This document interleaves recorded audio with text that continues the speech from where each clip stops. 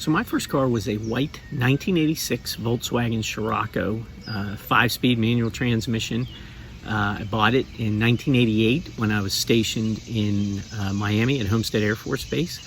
I actually shipped it to Germany when I was reassigned to Germany in 1990. Actually, the clutch cable snapped on that car about 250 kilometers from Hahn Air Base where I was stationed. I was in Belgium, had to go through 2 border crossings in the city of Luxembourg by speed shifting and drift starting the car. Fortunately, I had my roommate with me who could push the car when we needed to, a few times that we actually had to come to a full stop. But yeah, I wish to this day that I still owned that car. $60 later, after that clutch cable snapped, car was back in perfect working order, good transmission and ready to go. Yeah, 86 Volkswagen Scirocco. Favorite place I've ever visited is a tough one. Pretty well traveled. I've been to 33 different countries. I could probably pick each country as my favorite, but if I pin down and I have to pick one, probably be New Zealand for the diversity of, you've got mountains, you got beaches, you got snow, you've got, it's just absolutely beautiful place. Geologically, people are friendly, food's good. Yeah, so New Zealand.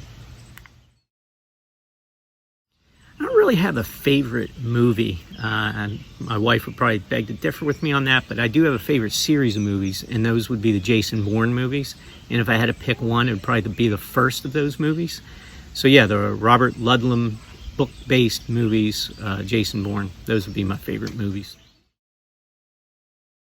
So Tracy, my wife and I, we met in May of 1999 in the Cinque Terre in Italy. These are 5 little towns that are hanging over the cliffs of the Mediterranean. Actually, the 5 towns are a co-op that are now, they weren't then, but now they are a UNESCO World Heritage Site. But we were both traveling independently. She was actually stopped by a group of Italian school kids coming down a single track on a hike that we were on independently. And she stopped to let the kids go by, and I was probably about 10 feet behind her. She turned around and looked at me, and I said, "Well, where are you going?"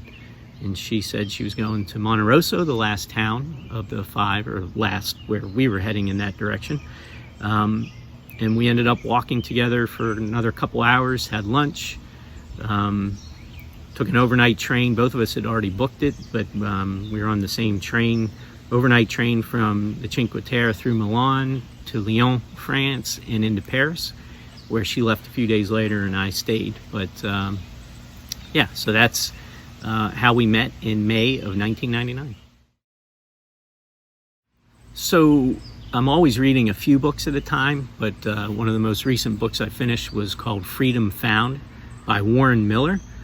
Warren Miller is, if you're a skiing person, alpine skier, you probably know who he is, but Warren Miller and his company have produced more than 70 skiing films. But he lived a wonderfully interesting life.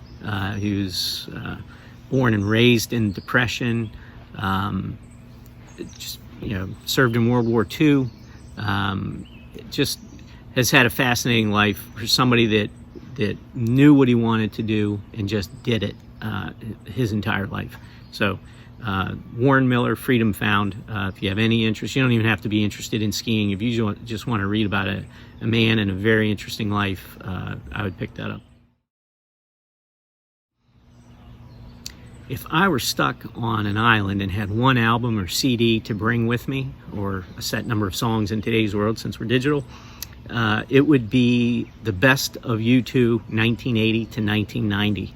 Has, to me, all of my favorite U2 songs, except maybe 1 or 2 of the more recent ones. But yeah, it would be U2 best of 1980 to 1990.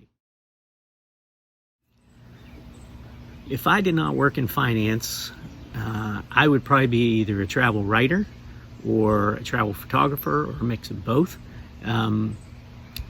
Yeah, I want to see as much of the world as I possibly can, and to just not own a house, not own a car, and just have all my possessions in a few backpacks, and just travel for the rest of my life. That would probably be pretty much it.